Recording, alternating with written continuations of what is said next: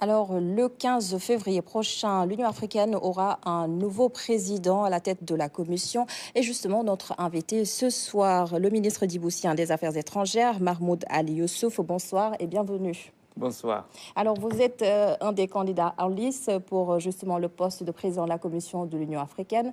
Votre campagne a démarré et cette campagne est principalement axée sur deux mots: la stabilité et la sécurité. Quelles seront vos actions prioritaires justement dans ces deux domaines si vous êtes élu président de l'UA?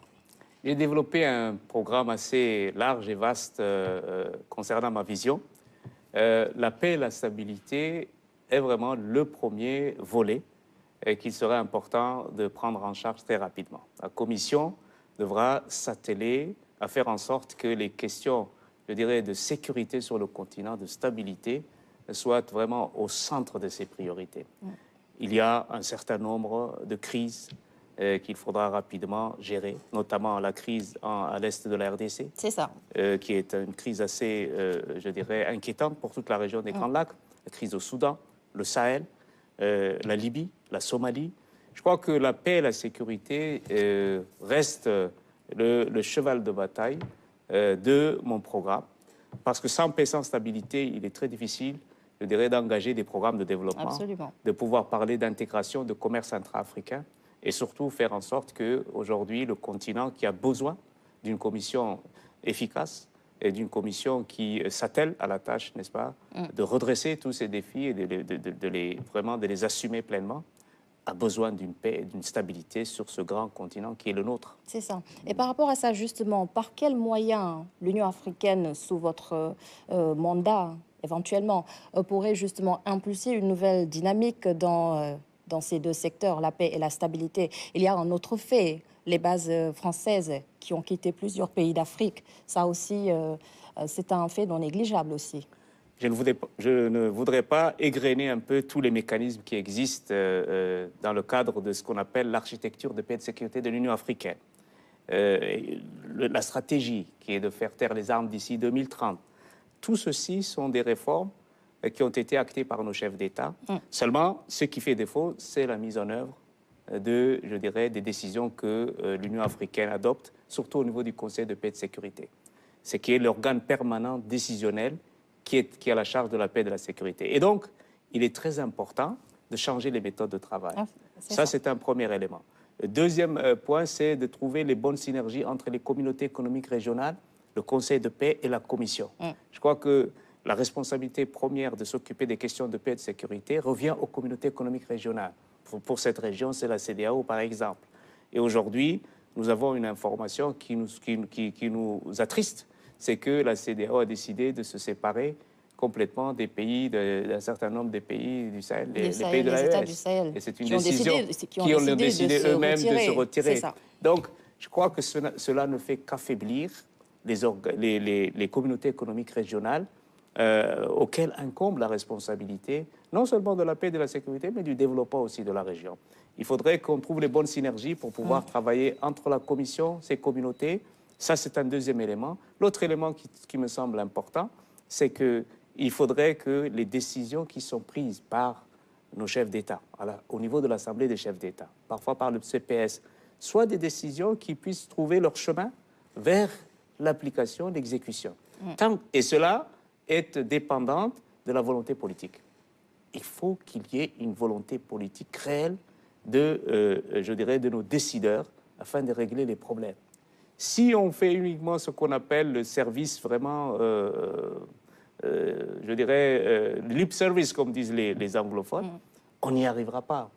Je crois, si je suis élu à la tête de la Commission, je travaillerai sur ces éléments. Et enfin, un élément qui est très important aussi, c'est le fonds de la paix. Les ressources financières sont très importantes. Exactement. Et il y a un peu d'argent dans ce fonds de la paix qui n'est pas encore utilisé. 400 millions de dollars ont été réunis.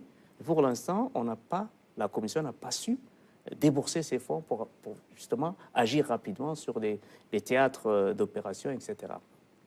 Et je crois que, enfin, et sur la question de la paix et de la sécurité, il est essentiel que, je dirais, les peuples soient mis au centre des solutions. Quand on décide au niveau politique des solutions qu'on doit apporter pour des situations complexes, à l'instar de ce qui se passe à l'est du Congo, On y Cela ne reviendra marche d'ailleurs. pas. Oui. Cela ne marche pas. Il faut un dialogue, je dirais, inclusif, que les principaux intéressés par cette question de paix et de sécurité sur le terrain soient associés à ces solutions à travers un dialogue inclusif. Et je crois que sur la question de la RDC et de l'Est de la RDC, il y a, c'est vrai, le président Lorenzo, il y a un processus de Luanda qui est en marche, mais les résultats ne sont pas encore là. Et je crois qu'il est très important de s'appuyer sur les 3-4 éléments que je viens d'évoquer afin de faire la différence. Voilà ce que j'aimerais porter comme ambition si je suis élu à la tête de la commission en février prochain. Et que fait-on du soutien étranger à la sécurité? Je crois que les ingérences, quelles qu'ils soient, qui viennent de l'extérieur, ne font que compliquer les situations de crise dans certaines zones, dans certaines parties de notre continent. Je crois que la responsabilité première d'assumer la question de la sécurité, de la stabilité, revient au Conseil de sécurité des Nations Unies. Il appartient aux Nations Unies de faire œuvre utile et d'agir en conséquence et surtout d'être proactif quand il s'agit de prévenir les crises. Quand vous avez des mercenaires qui sont recrutés à travers des sociétés de sécurité, n'est-ce pas, étrangers à notre continent, ce type d'organisation, de personnes ne peuvent pas apporter la paix et la stabilité pour notre continent. Au contraire, je crois qu'elles contribuent plutôt à jeter de l'huile sur le feu. Il est très important que les Africains assument la responsabilité première d'assurer la sécurité et de garantir la stabilité sur le continent. Et la souveraineté sécuritaire de leur pays. La souveraineté est essentielle. C'est ça. Elle est essentielle. Je crois que c'est ça qui fait qu'aujourd'hui, en Europe, pour prendre un exemple, les Européens s'occupent de leur propre sécurité. Ils n'ont pas besoin d'appeler, n'est-ce pas, les Africains pour aller assurer leur sécurité. C'est vrai qu'ils ont une organisation qui s'appelle l'OTAN et qui assure cette sécurité, mais il appartient aux Africains de franchir le pas et de penser, n'est-ce pas, à l'avenir de la sécurité du continent vers justement une telle organisation qui serait une organisation collective pour pouvoir justement gérer les problèmes de sécurité sur le continent. Il faut également penser à renforcer les capacités de l'Union africaine. Absolument. Et je vous donne juste un exemple. L'Union africaine fonctionne à 60% avec des financements des partenaires pour ses programmes de développement. Par exemple, le budget de 2025 est de 600 millions de dollars. Plus de 300 millions de dollars sont fournis par les partenaires. Quelle souveraineté? De quoi parle-t-on ici? Alors que ce n'est pas l'argent qui manque sur le continent. Quoi? C'est un manque de volonté politique, c'est d'abord ça. Il faudrait que ça change. Si on veut réellement avoir une organisation qui soit efficace, qui puisse vraiment apporter les solutions que les peuples africains demandent, exigent, méritent, il est important de combler tous ces déficits. Le déficit financier, le déficit de volonté politique et surtout le déficit d'engagement réel par rapport aux objectifs qu'on se fixe. C'est ça. Et vu que c'est l'actualité, on s'arrête un petit peu quand même sur ce qui se passe actuellement en RDC, à l'est de la RDC, le M23 qui a pris d'assaut Goma. Et on sait que la RDC, justement, accuse le Rwanda de financer les rebelles du M23. Et les deux pays ont d'ailleurs rompu leurs relations diplomatiques. Comment faire, justement, pour que la situation ne dégénère? C'est regrettable, mais c'est une crise chronique qui perdure depuis 30 ans et plus. Je crois que les différentes solutions qui avaient été apportées militaires n'ont pas été, je dirais, efficaces pour apaiser cette zone et cette région.